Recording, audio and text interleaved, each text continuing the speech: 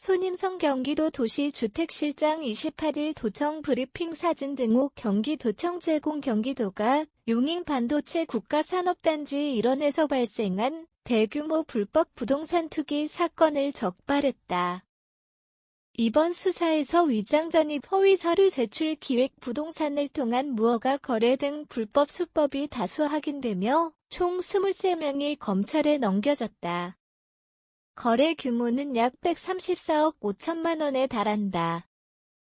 손임성 경기도 도시주택실장은 28일 도청 브리핑에서 지난 3월부터 7월까지 집중 단속을 벌인 결과 부동산 거래 신고 등에 관한 법률을 위반한 혐의자 23명을 기소의 견으로 검찰에 송치했다고 발표했다.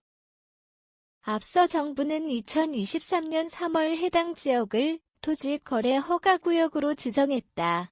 허가구역에서 토지를 취득하려면 세대원 전원이 현지에 거주해야 하고 직접 이용 목적이 명확해야 한다.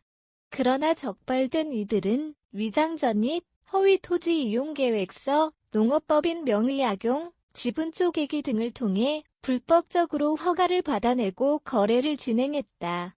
대표적 사례로 용인시에서 공인중개사무소를 운영하는 A씨, 50대 여성은 아들과 지인 명의로 직접 농사를 짓겠다고 신고했지만 실제로는 대리경작자를 고용하고 수사에 대비해 허위 영수증까지 준비하는 치밀한 수법을 썼다.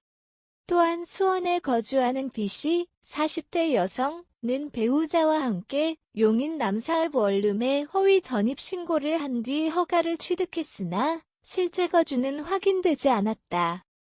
이들이 취득한 토지 역시 친인척이 대신 경작했다. 이와 함께 화성시에 거주하는 C씨, 50대 남성은 배우자와 함께 주소지를 회사 기숙사로 옮겨 임업 경영을 이유로 허가를 신청했으나 조림 의무를 전혀 이행하지 않고 토지를 방치하다가 적발됐다. 기획부동산 방식의 투기 사례도 드러났다. 인천에 사무소를 둔 법인의 대표 D씨, 60대 여성과 E씨, 40대 남성은 2022년 11월 임야를 7억 1천만 원에 매입한 뒤 도시개발지구로 환지를 받을 수 있다고 허위 홍보하며 투자자를 끌어모았다. 이후 토지를 지분으로 쪼개 거래하려 했으나 해당 지역이 허가구역으로 지정되면서 매매가 불가능해졌다. 이들은 근저당권 설정을 통해 거래하는 불법 편법을 강행했고 불과 7개월 만에 12억 원이 넘는 차익을 챙겼다. 또 다른 사례로 화성시 거주자 F씨, 50대 남성은 충북 제천에 거주하는 누나 명의로 농업법인을 설립해 법인 명의로 토지를 취득했지만 실제 경작은 이루어지지 않았다. 그는 농업법인이 거주 요건과 대출 규제를 피할 수 있다는 점을 악용했다.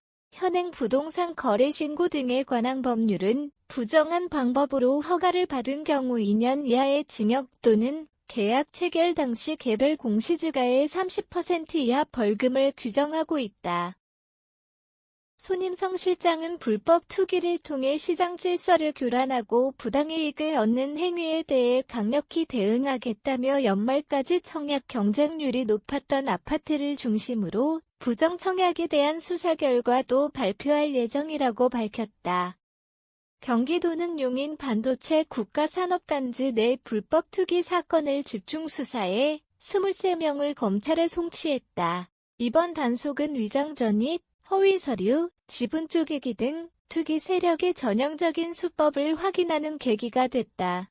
경기도는 부동산 시장 질서 확립과 불로소득 차단에 강력한 의지를 보이며 향후 청약 시장까지 수사를 확대할 방침이다.